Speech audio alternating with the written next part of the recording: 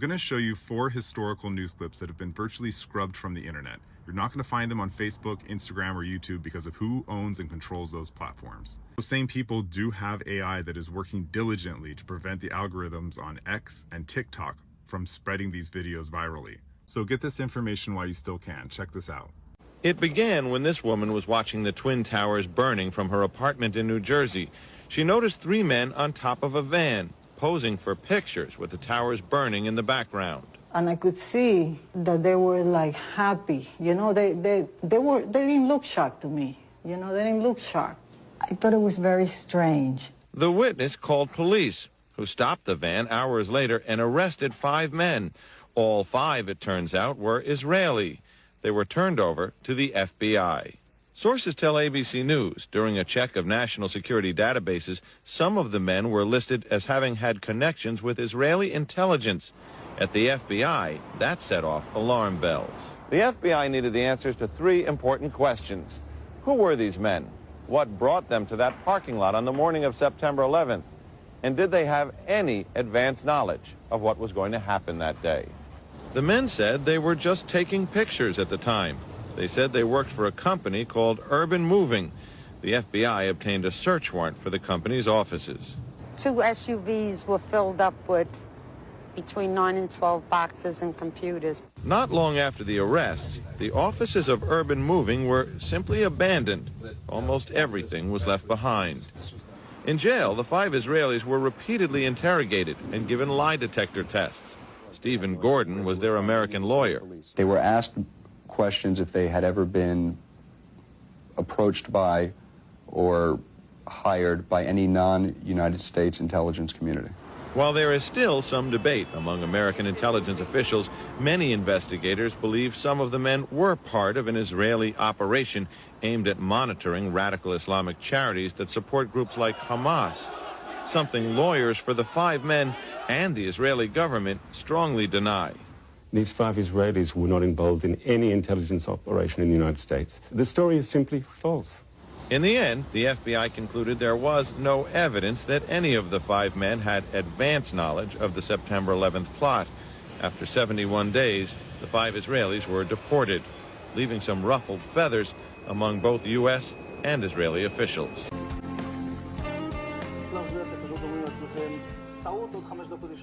And at that point, we were taken for another round of questioning, this time related to our allegedly being members of Mossad. The fact of the matter is, we are coming from a country that experiences terror daily. Our purpose was to document the event. Now Fox News has learned some U.S. investigators believe that there are Israelis again very much engaged in spying in and on the U.S., who may have known things they didn't tell us before September 11th. Fox News correspondent Carl Cameron has details in the first of a 4-part series. Since September 11th, more than 60 Israelis have been arrested or detained, either under the new Patriot anti-terrorism law or for immigration violations. A handful of active Israeli military were among those detained, according to investigators, who say some of the detainees also failed polygraph questions when asked about alleged surveillance activities against and in the United States. There is no indication that the Israelis were involved in the 9/11 attacks, but investigators suspect that the Israelis may have gathered intelligence about the attacks in advance and not shared it.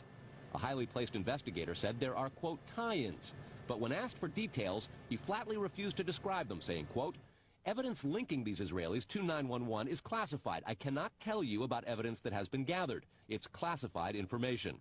Fox News has learned that one group of Israelis, spotted in North Carolina recently, is suspected of keeping an apartment in California to spy on a group of Arabs who the United States is also investigating for links to terrorism. Numerous classified documents obtained by Fox News indicate that even prior to September 11th, as many as 140 other Israelis had been detained or arrested in a secretive and sprawling investigation into suspected espionage by Israelis in the United States. Investigators from numerous government agencies are part of a working group that's been compiling evidence since the mid-90s. These documents detail hundreds of incidents in cities and towns across the country that investigators say, quote, may well be an organized intelligence gathering activity. The first part of the investigation focuses on Israelis who say they are art students from the University of Jerusalem and Bezalel Academy They repeatedly made contact with U.S. government personnel, the report says, by saying they wanted to sell cheap art or handiwork. Documents say they, quote, targeted and penetrated military bases, the DEA, FBI, and dozens of other government facilities, and even secret offices and unlisted private homes of law enforcement and intelligence personnel. The majority of those questioned, quote, stated they served in military intelligence, electronic surveillance intercept, and/or explosive ordnance units. Another part of the investigation has resulted in the detention and arrests of dozens of Israelis at American Mall kiosks, where they've been selling toys called Puzzle Car and Zoomcopter. Investigators suspect a front. Shortly after the New York Times and Washington Post reported the Israeli detentions last month, the carts began vanishing. Zoomcopter's webpage says, "We are aware of the situation caused by thousands of mall carts being closed at the last minute. This in no way reflects the quality of the toy or its saleability. The problem lies in the operator's business policies." Why would Israelis spy in and on the U.S.? A General Accounting Office investigation referred to Israel as Country A and said, quote, according to a U.S. intelligence agency, the government of Country A conducts the most aggressive espionage operation against the U.S. of any U.S. ally. A defense intelligence report said Israel has a voracious appetite for information and, quote, the Israelis are motivated by strong survival instincts which dictate every facet of their political and economic policies. It aggressively collects military and industrial technology, and the U.S. is a high priority target. The document concludes, quote, Israel possesses the resources and technical capability to achieve its collection objectives. A spokesman for the the Israeli embassy here in Washington issued a categorical denial, saying any suggestion that Israelis are spying in or on the U.S. is, quote, simply not true. There are other things to consider, and in the days ahead, we will take a look at the U.S. phone system and law enforcement's methods for wiretaps, and an investigation into the possibility that both have been compromised by our friends and allies overseas. Brett? Carl, what about this question of advanced knowledge of what was going to happen on 9/11? How clear are investigators that some Israeli agents may have known something? Well, it's very explosive information, obviously, and there's a great deal of evidence that they say they have collected. None of it necessarily conclusive. It's more when they put it all together. A bigger question, they say, is how could they not have known? Almost a direct quote, Brett. Agreed with an Israeli request to stop the distribution of a book that contains some pretty damning information about the Israeli Secret Service, the Mossad, if it is true. Here's ABC's John Martin. The most sensational claim in the book involves this bloody day, the Beirut Marine Barracks bombing.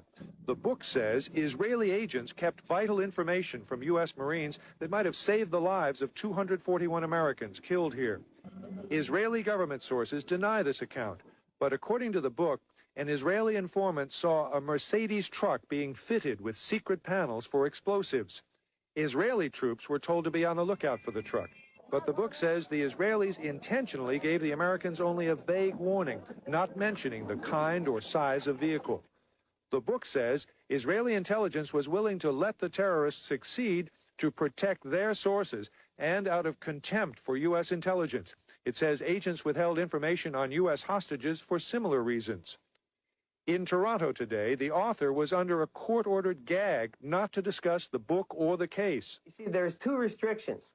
There's one restriction that I can't talk about what I learned or have done in the Mossad, and the other restriction is I cannot talk about anything that's in the book. Israeli officials confirm that Viktor Ostrovsky worked for the Mossad in the 1980s. Alarmed by the contents of the book, they got it temporarily blocked in Canada and the United States. It's the position of the Israeli government that the information contained in the book could very well lead to the identification of employees of the Mossad and could jeopardize their lives. But the book's introduction says it does not name active agents and gives only initials. It does say that more than 24 senior Israeli agents routinely gather intelligence in the United States. Late today, the book was put out for sale in New York after the court lifted its restraining order. The publishers claimed victory, but the Israeli embassy said it will still pursue its action against the author. This is exactly why it's so important that we don't censor anybody, even if we don't agree with them, so that we have the information available to us to make our decisions. Human beings are walking lie detectors. You have to control the information and limit the information in order for humans to come to an incorrect conclusion. If you give them all the information, they will see what's right and what's wrong.